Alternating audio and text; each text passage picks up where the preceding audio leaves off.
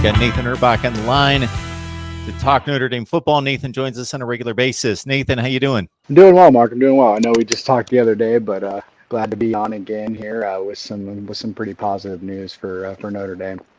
Hey, we'll take you anytime we can get you. So Clark Lee moves on to Vanderbilt from defensive coordinator to head coach there. Marcus Freeman has been one of those guys that has just skyrocketed in regards to attention. A young coach who played at Ohio State, has coached at places like Purdue, Kent State, most notably now at Cincinnati, and was a target of LSU as defensive coordinator, but he goes to Notre Dame. Yeah, absolutely. And, there's really no shying away from how big that hire was from Brian Kelly. It's probably the biggest on-paper hire he's made since he's, been the coach. Started in the 2010 season. So, he's made some great hires, obviously, guys like Clark Lee and guys like, Mike Elko and, some others have really turned out to be great coaches, but they didn't necessarily come with the fanfare, right away that Freeman has. So, and then obviously battling out, you mentioned LSU, but was also very much interested in him as well, and I'm sure some other programs were. And Freeman has turned down some other jobs. I mean, I know he was in the running for the Illinois head coaching job. I think he came in second for that, so it tells you that he's already getting looks there. He's turned some NFL gigs down in the past and different things like that. So, certainly a big hire from, like I said, a non-paper standpoint. MarkRogersTV, the voice of college football, breaking down Notre Dame. We've got Nathan Urbach on the line. The Notre Dame podcast to be named. So join Nathan right on the Twitter handle that you see right there at Nathan Urbach. Yeah, Marcus Freeman was a good player at Ohio State, played linebacker there, played a whole lot of football, 51 games played, 37 starts. As I mentioned, Kent State, Purdue, most notably Cincinnati. They've ranked basically in just about every meaningful statistical category in the American Conference right at the top of the league over the last 3 seasons. Now, the one thing I will say about that is Luke Fickell's a defensive guy, and that doesn't hurt as having that as your head coach as well. So I'm sure there was some collaboration there. Luke Fickell ran the Ohio State defense, was a tremendous defensive player with the Buckeyes back in the 90s as well.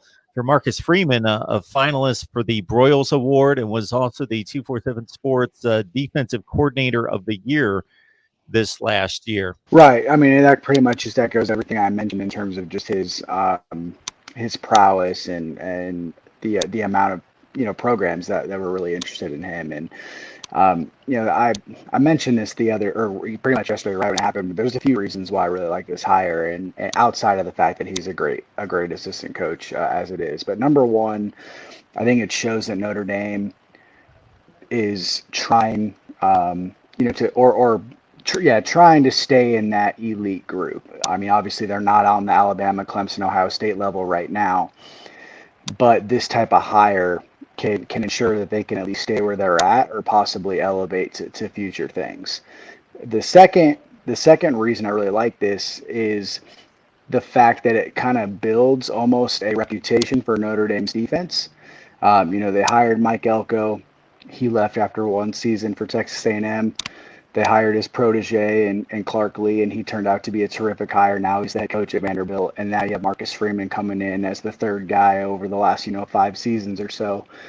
And it's starting to there's this reputation building for Notre Dame where when Marcus Freeman finally leaves, whether that be after 1 year or a couple of years, hopefully he obviously stays for 2 or 3 in an ideal scenario, but once he leaves, other big name defensive coordinators are going to be knocking down the door.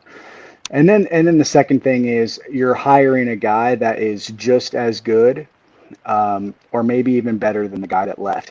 And that guy left for a Power 5 gig. So you're hiring a guy that already is well known, has a reputation, probably will get a Power 5 gig himself when he does leave. And the more you bring in coaching talent like that, the more other guys are going to want to come in and coach for your program as well.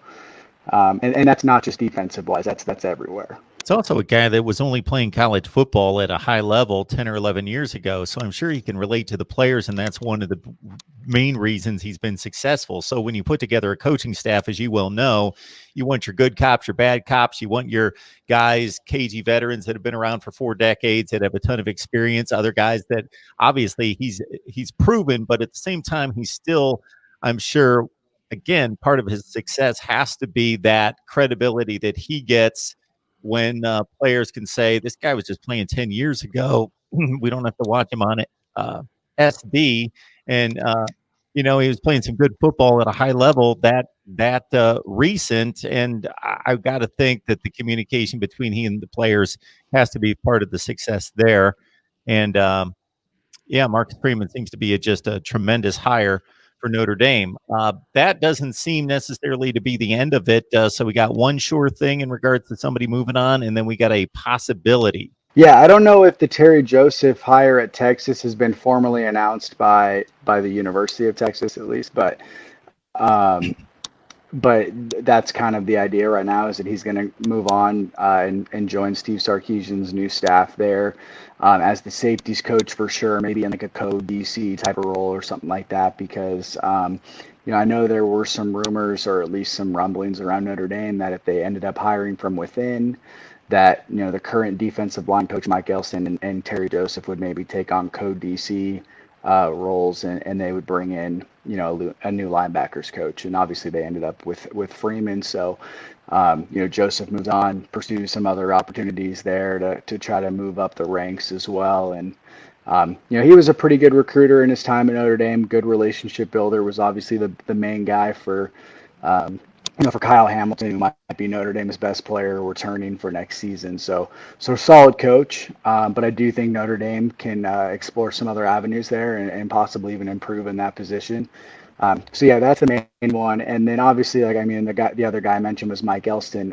He's been Brian Kelly's right-hand man for essentially since he started at Notre Dame.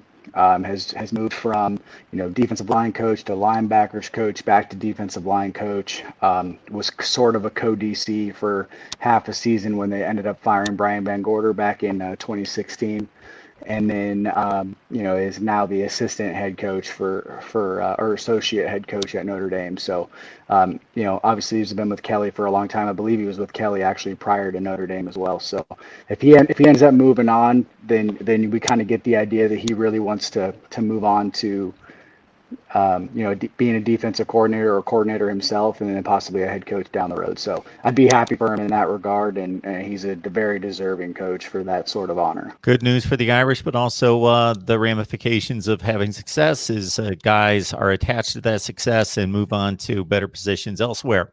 Nathan Urbach on the line, breaking down Notre Dame football for us. Nathan, we always appreciate you stopping by.